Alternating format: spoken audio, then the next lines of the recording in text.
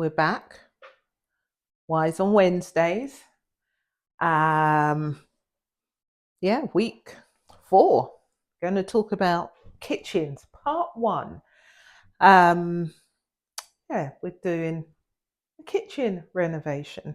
So let's get into it a little bit. So I'm in our kitchen at the moment, which is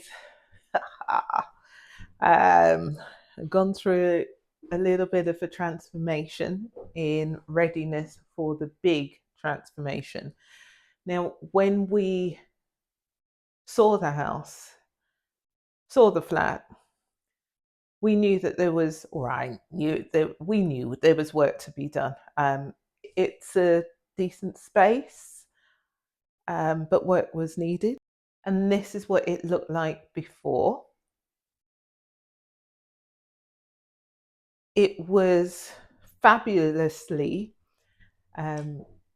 designed and won an unfurnished award for best dining room, kitchen. I think that was category dining room and kitchen, 2024.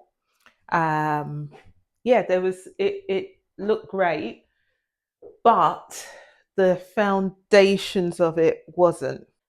I remember seeing a picture from the surveyor, and he had gone to open the drawer, or tried, well, he'd opened the drawer and the handle had, not the handle, the drawer had dropped off in his hand. It all needed ripping out. We could live with it for a little while, but it was, it really was in a sorry state. Sorry state. So as we know, biggest undertakings in renovations are bathrooms and kitchens. I feel, in any case, they are the most stressful, the most costly, and I only want to do this once. The layout for us was fine. Our previous kitchen was bigger than what we have now, and lighter as well. There's a bit of an overhang by the window, which I'll show you, and that makes the room a bit darker, but it is a lovely size. I remember when we were looking at it a number of times, one of the estate agents saying that he would move the kitchen into the living room and I guess have an open plan living dining.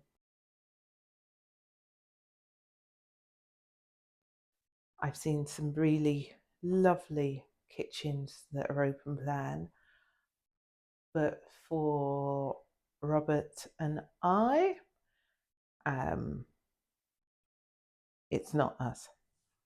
And we were okay with that. So moving kitchen into the sitting room would never have worked for us. So yeah, the other thing that I have thought about in terms of when we were looking whether we wanted something, a huge kitchen space or whatever, was a island. Again, I've seen some lovely islands, and I would be concerned with myself in that I would just start hoarding things in there. And I really want to be really conscious of having the things that I need, and having, therefore, the space that I need. And I think this kitchen can accommodate that.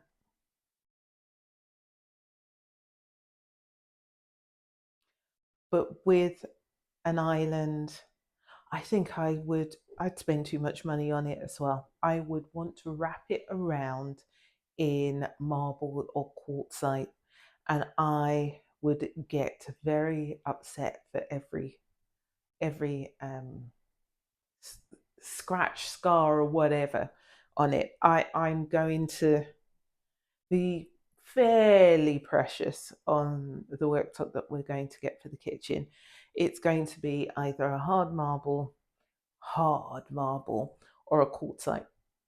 The other thing that we have made sure to do on this first stage, this is a messy stage, we have taken out this wall because it was lath and plaster and crumbling like a biscuit. So that was taken off, plywood, plasterboard, plastered. Electrics put in as well for overhead lighting. Going to put a shelf up here as well. Electrics done at the bottom. The placing of the water hasn't changed, so everything's going to be staying around here. It's not moving, so there's not major plumbing work. The electrics have been updated.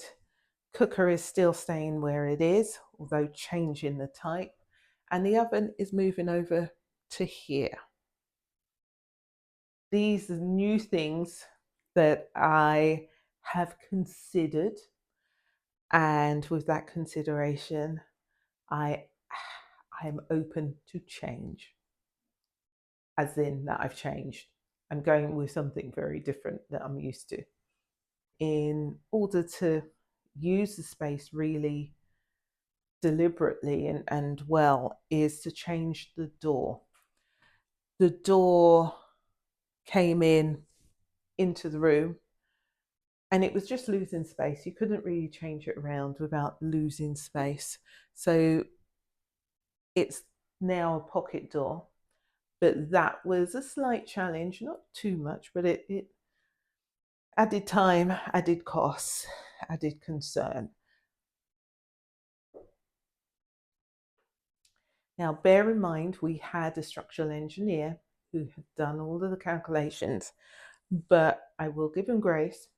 Not until you open up the wall can you see what's going on. And that's exactly the case.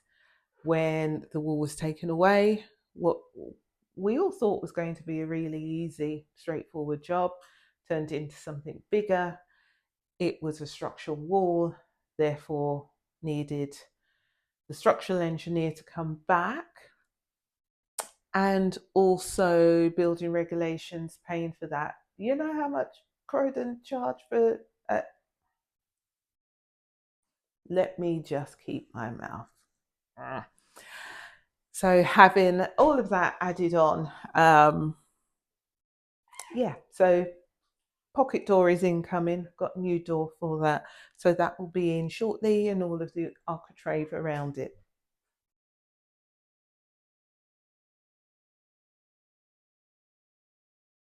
I did have a 1, 2, 3 second consideration in terms of the fireplace and whether to get rid. And it was a very short consideration, right? One of the things that we are trying to make sure that we do is, and we will do, is keep all of the originality of this flat because it's absolutely beautiful. So why would I take out a key feature? So yeah, that was all of 3 seconds thought. The other, or the last real dirty thing to do is the ceiling, because it's blown a little. So we're going to just plasterboard it, but can't do that yet as we've got 4 meters of coving that has been cut out due to what may have been a water leak. So that needs to be repaired. And I also want to put a ceiling rose in here. I think this room deserves a ceiling rose.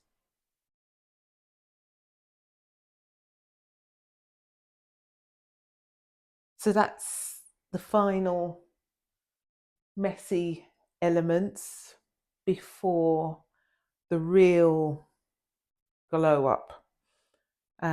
And I will I will share that soon. Yeah, watch this space with more Wise on Wednesdays. And I'll take you through certain choices. Okay. So stick with me. Let me know if you've got any questions, any thoughts. Really, really open to any questions or yeah, anything of that. So thanks.